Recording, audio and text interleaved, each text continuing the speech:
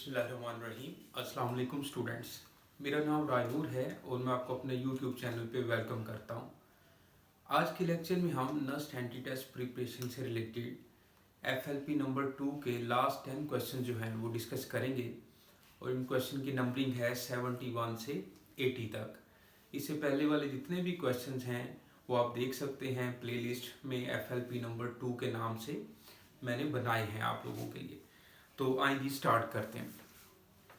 Question number 1 की statement है 71 की, if W represent work done on body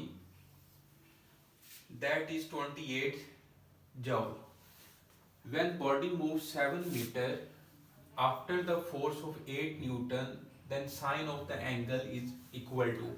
ये वेक्टर्स टॉपिक से रिलेटेड है, चैप्टर 7 से रिलेटेड। तो ये बेसिकली वर्क डन का फार्मूला लगाना है पहले, जिसमें हमारे पास वर्क डन भी दिया हुआ है और उसके बाद व्हेन बॉडी मूव 7 मीटर यानी कि डिस्प्लेसमेंट भी दिया हुआ है और उसके बाद उस पर जो फोर्स लग रही है उस ऑब्जेक्ट के ऊपर, बॉडी के ऊपर, वो भी दी हुई है। तो आपको पता है कि work done is equal to F dot D होता है, एफ डॉट डी। अब वर्क डन जो है यहाँ पर दिया हुआ है 28 और जो फोर्स है वो है हमारे पास,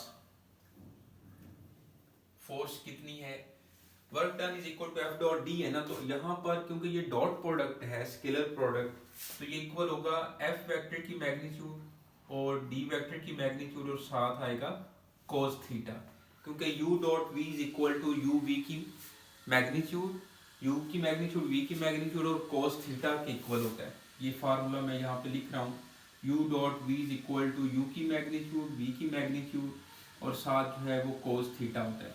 अब ये फार्मूला यहाँ पे अप्लाई करें और फोर्स जो है वो दी हुई है, force when body 7 metre 8 Newton जो है फोर्स है और डिस्प्लेसमेंट जो है वो 7 है cos थीटा। 8 7 56, 56 को इधर ला के डिवाइड करते हैं तो cos theta is equal to 28 over 56 यानी कि 1/2 आ जाएगा और cos इनवर्स 1/2 कितना होता है, cos इनवर्स 1/2 जो है ये आ जाएगा 60 डिग्री। ओके बेटा, थीटा हमें फाइंड हो गया, हमने फाइंड कर लिया। अब हमने sine of angle is equal to, इस एंगल का जो है ना वो आपने साइन फाइंड करना है, यानी कि साइन 60 की वैल्यू बता दें। तो साइन 60 की वैल्यू जो है वो होती है स्क्वायर रूट 3/2। मैं यहाँ पे लिख देता हूँ साइन 60 जो है आपको पता है कि स्क्वायर रूट 3/2 होता है, तो इसकी करेक्ट ऑप्शन क्या बनेगी, अल्फा बनेगी। ओके, तो ये बेसिकली वेक्टर्स टॉपिक से रिलेटेड क्वेश्चन है, वर्क डन से related. Work done is equal to F dot D होता है, फिर एफ डॉट डी पर मैंने डॉट प्रोडक्ट का फार्मूला लगाया, एफ की मैग्नीट्यूड, डी की मैग्नीट्यूड और cos थीटा। वहां से थीटा पहले फाइंड किया 60 डिग्री, फिर इसका उन्होंने बोला साइन ऑफ द एंगल, तो इसका हमने साइन थीटा साइन 60 फाइंड किया, तो वो स्क्वायर रूट 3/2 जो है वो अल्फा ऑप्शन इसकी करेक्ट ऑप्शन है। अब आते हैं क्वेश्चन 72 पे।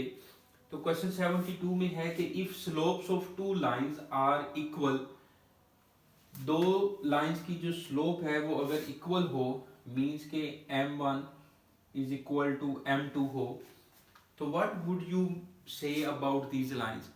अब ये बड़ा सिंपल सा क्वेश्चन है कि अगर दो लाइंस की स्लोप्स इक्वल है तो इसका मतलब है कि वो पैरेलल लाइंस है, और जो पैरेलल लाइंस होती हैं वो कभी भी एक दूसरे को कट नहीं करती, इंटरसेक्ट नहीं करती।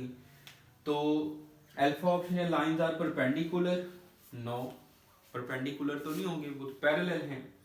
दे do not touch each other, ये ऑप्शन है बिल्कुल। आगे देखते हैं शायद पैरेलल वाली भी ऑप्शन हो। Solution set is same, no. Can not predict about the lines, no. तो बीटा ऑप्शन जो है वो इसकी करेक्ट ऑप्शन है। They do not touch each other, parallel line जो है वो कभी भी एक दूसरे को इंटरसेक्ट नहीं करती। अब आते हैं क्वेश्चन 73 पे। तो क्वेश्चन 73 की स्टेटमेंट देखिएगा,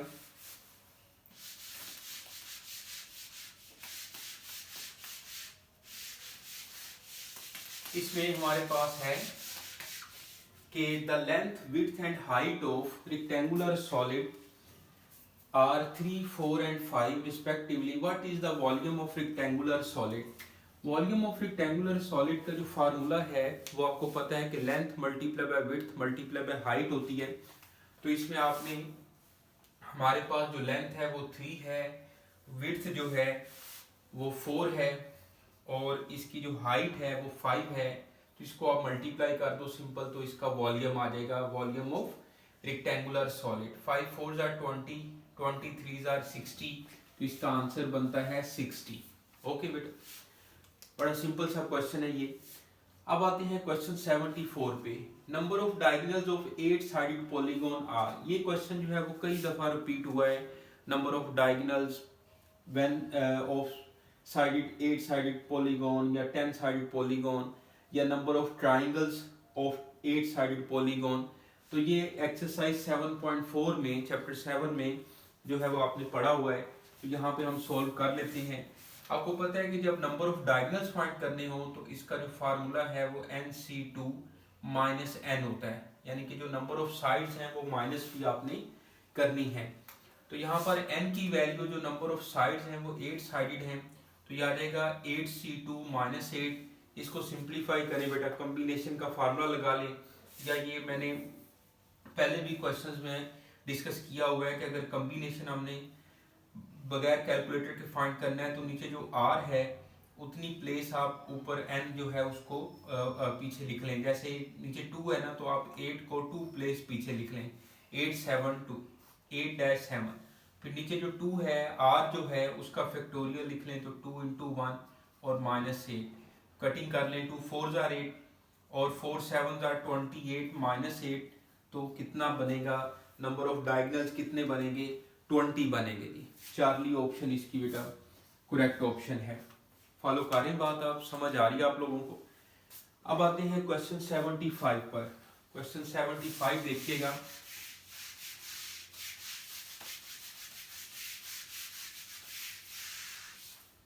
क्वेश्चन 75 में उसने कहा है कि लिमिट दी हुई है, limit x approaches to 2x square minus 2 over x minus 2। अब इसमें देखिए बेटा, अगर मैं डायरेक्ट लिमिट पुट करूं तो ये बनेगा 4 माइनस 2 2 ओवर 2 माइनस 2 0, यानी कि 2 ओवर 0। तो ये इनडिटर्मिनेंट फॉर्म, जो 0/0 फॉर्म या इन्फिनिटी फॉर्म नहीं बन रही। डायरेक्ट लिमिट पुट करने से हमें आंसर जो है वो मिल रहा है। तो आप 2 पुट कर दो, 2 का square minus 2 over 2 minus 2, 4 minus 2 over 0, तो ये आ जाएगा 2 ओवर 0। तो 2 ओवर 0 समथिंग ओवर 0 जो है ये क्या होता है, डज नॉट एग्जिस्ट, यानी कि अनडिफाइंड होता है। तो इसकी करेक्ट ऑप्शन क्या बनेगी, डेल्टा ऑप्शन बनेगी। ओके, अब आते हैं क्वेश्चन 76 पे। क्वेश्चन 76 की स्टेटमेंट देखिएगा। Distance of point 1 3 from the line. तो ये कॉन्सेप्ट जो है बड़ा इंपॉर्टेंट है। जब हम किसी पॉइंट का, जैसे x1 y1 है और ये कोई लाइन है, इस पॉइंट का इस लाइन से आपने डिस्टेंस फाइंड करना हो, और ये जो स्ट्रेट लाइन है इसकी equation ax plus by plus c is equal to 0 है। तो आपने डिस्टेंस फाइंड करने के लिए ये फार्मूला लगाना है कि ये जो पॉइंट है इसके कोऑर्डिनेट्स x1 y1 वो इसमें आपने पुट कर देनी है x और y की जगह पे। ax1 plus by1 plus c mod over, फिर आपने x और y के जो कोफिशिएंट्स हैं उनका स्क्वायर ले लेना है, a square plus b square and whole square root. तो इस तरह से ये distance of point from a straight line जो है वो हम फाइंड कर लेंगे। अब इसी फार्मूले को फॉलो करते हुए, ये बड़ा इंपॉर्टेंट चैप्टर 4 का एनालिटिकल ज्योमेट्री का जो है वो कॉन्सेप्ट है। तो अब हमारे पास पॉइंट क्या है 1 3 और स्ट्रेट लाइन क्या है 2x माइनस 3y प्लस 4। तो इसमें आप x और y की जगह पे 1 3 जो है वो पुट कर दो, तो यह आ जाएगा 2 इंटू 1 माइनस 3 इंटू 3, y की जगह पे 3 पुट किया और प्लस 4 और मॉडुलस ऊपर मॉड लगाया, और नीचे जो x और y के जो कोफिशिएंट्स हैं a और b, a की वैल्यू 2 है और b की वैल्यू जो है वो -3 है और ऊपर इसका स्क्वायर रूट। इसको सॉल्व कर लें। ये बनेगा 2 माइनस 9 प्लस 4 ओवर 4 प्लस 9। इसको सिंप्लीफाई करें तो क्या बनेगा, 2 प्लस 4 6, 6 माइनस 9 माइनस 3 का मॉड ओवर 13 का स्क्वायर रूट। और मॉड जो है आपको पता है कि पॉजिटिव कर देता है, नेगेटिव वैल्यू को भी पॉजिटिव कर देता है, तो ये बन जाएगा 3 ओवर स्क्वायर रूट 13। ओके बेटा, तो इसकी करेक्ट ऑप्शन कौन सी है, डेल्टा ऑप्शन इसकी करेक्ट ऑप्शन है। बहुत इंपॉर्टेंट क्वेश्चन है ये, अक्सर जो है वो टेस्ट में पूछा जाता है। तो 3 ओवर स्क्वायर रूट 13 इसका आंसर है। अब आते हैं क्वेश्चन 77 पे, the common ratio of the series is. तो कॉमन रेशियो में सिंपल आपने क्या करना है, second term divide by first term, 0.1 को आप 1 से डिवाइड करो तो 0.1 ही आएगा। ओके, या 0.001 को आप 0.1 से डिवाइड करो फिर भी 0.1 ही आएगी। तो कॉमन रेशियो इसकी बनी 0.1। बीटा ऑप्शन बेटा इसकी करेक्ट ऑप्शन है। अब आते हैं क्वेश्चन 78 पे। क्वेश्चन पढ़िएगा, 78 की स्टेटमेंट पढ़िएगा।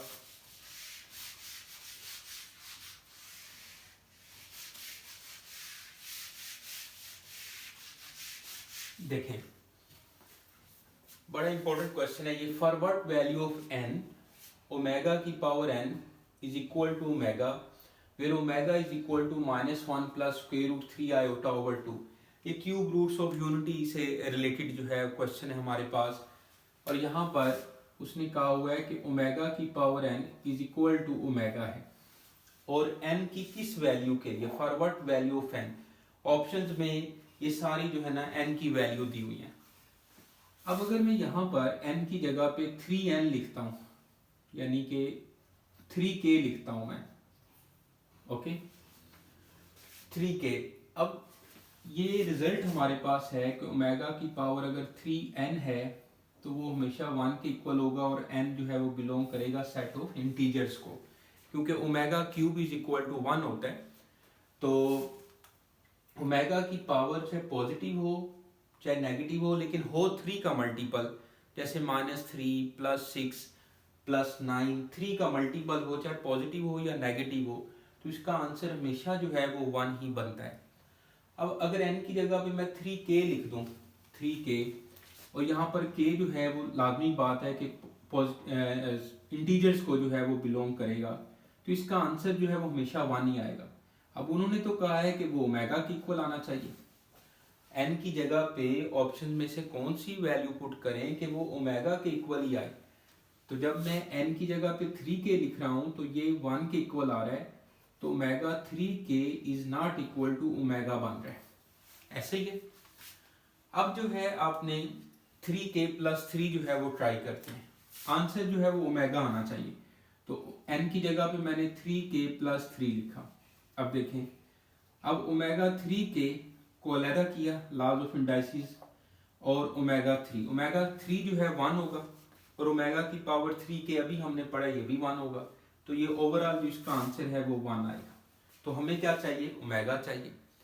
इसी तरह ओमेगा की पावर 3k प्लस 2 देखते हैं, ओमेगा की पावर 3k और ओमेगा स्क्वायर, तो ये तो 1 के इक्वल हुआ, ओमेगा की पावर 3k और ओमेगा स्क्वायर, तो इसका आंसर तो ओमेगा स्क्वायर आ रहा है। हमें क्या मिलना चाहिए था, ओमेगा मिलना चाहिए था, ऐसे ही है। तो 4 भी ऑप्शन भी रॉन्ग है। अब देखते हैं delta option, 3k plus 4, omega की पावर 3k प्लस 4, ओमेगा की पावर 3k और ओमेगा की पावर 4। अब ओमेगा की पावर 3k जो है ये 1 के इक्वल है, और ओमेगा 4 जो है आपको पता है कि मैं इसको ओमेगा क्यूब और ओमेगा भी लिख सकता हूँ, यानी कि ओमेगा 4 जो है ओमेगा की पावर 4, इसको हम ओमेगा भी लिख सकते हैं। तो ये आ जाएगा 1 इंटू ओमेगा। तो ये जो है करेक्ट ऑप्शन है, ओमेगा की पावर 3k प्लस 4 जो है ये ओमेगा के इक्वल आ रहा है, तो इसलिए इसकी जो करेक्ट ऑप्शन है वो डेल्टा है। अब थोड़ी अगर प्रैक्टिस हो और अच्छे से ये आपको चीज़ें आती हों तो आप इसको ओरल भी जो है वो कर सकते हैं कि ये 3k 3 का मल्टीपल है, तो ये तो ओमेगा की पावर 3k लिखेंगे तो ये ओमेगा के इक्वल नहीं आएगा, हमेशा 1 के इक्वल आएगा। इसको ब्रेक करें, 3 के साइड पे कर दें, और ओमेगा की पावर जो 3 है ये भी 1 के इक्वल आता है, हमें ओमेगा चाहिए। 3k ओमेगा की पावर 3k 1 है, तो ये भी साइड पे करें, और ओमेगा की पावर 2 तो हमें ओमेगा चाहिए था, फिर ओमेगा की पावर 3 के 1 और ओमेगा की पावर 4 जो है ये ओमेगा के इक्वल है। तो इस तरह से आप थोड़ा जल्दी से शार्प कैलकुलेशन करते हुए भी ऑप्शन से आंसर तलाश कर सकते हैं। अब आते हैं क्वेश्चन 79। क्वेश्चन 79 देखिएगा, इसमें वो कह रहे हैं कि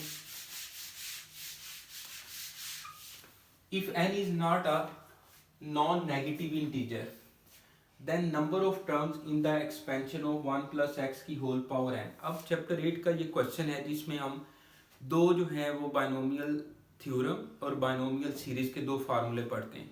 आपको पता है कि बाइनोमियल थ्योरम जो है उसमें a प्लस बी की होल पावर n में n जो है वो नॉन नेगेटिव इंटीजर होता है और इसकी फाइनाइट टर्म्स आती हैं, जैसे a की power n plus n, a की power n minus 1 b plus n into n minus 1 over 2 factorial, a की power n minus 2 b square and so on, और लास्ट में b की पावर n आता है। तो इसकी जो है फाइनाइट टर्म्स आती हैं और यहाँ पर n जो है वो नॉन नेगेटिव इंटीजर होता है, ऐसा ही है ना। और इसके अंदर हम जनरल टर्म का भी फार्मूला लगाते हैं, T r plus 1 is equal to n C r a की पावर n माइनस आर और b की पावर r। जनरल टर्म का फार्मूला आपको पता है, बहुत इंपॉर्टेंट है। ओके, अब क्या बात कर रहे हैं यहाँ पर इस क्वेश्चन में, उन्होंने बोला है कि n जो है वो is not a non negative integer, कि नॉन नेगेटिव इंटीजर नहीं है। तो इसका मतलब है कि n जो है वो नेगेटिव भी हो सकता है या फ्रैक्शन में हो सकता है। तो ये बेसिकली बाइनोमियल सीरीज का फार्मूला है 1 प्लस एक्स की whole power n, 1 plus n x plus n into n minus 1 over 2 factorial x square and so on. तो इसकी जो है वो इनफाइनाइट टर्म्स होती हैं, हमेशा आपके इल्म में है। ओके, और यहाँ पर जो x है वो इंटरवल ऑफ कन्वर्जेंस वो x mode is less than 1 होता है।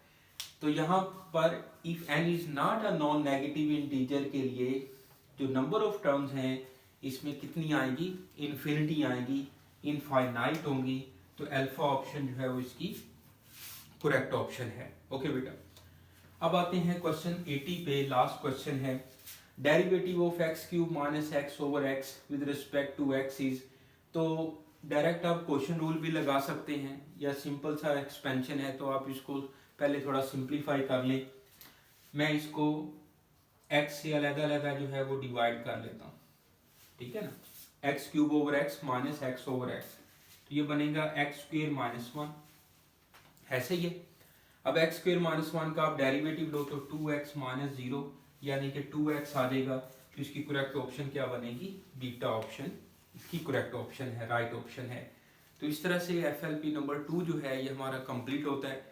टोटल FLP 4 जो है वो मैं डिस्कस कर चुका हूँ, वो आप प्लेलिस्ट में जाके देख सकते हैं। और मैथ के लिए, मैथ पोर्शन के लिए ये आपको बड़ा जो है वो हेल्पफुल क्वेश्चंस होंगे आप लोगों के लिए। तो अपना ख्याल रखें, मेहनत करें, कोई इशू हो तो आप लाजमी डिस्कस करें।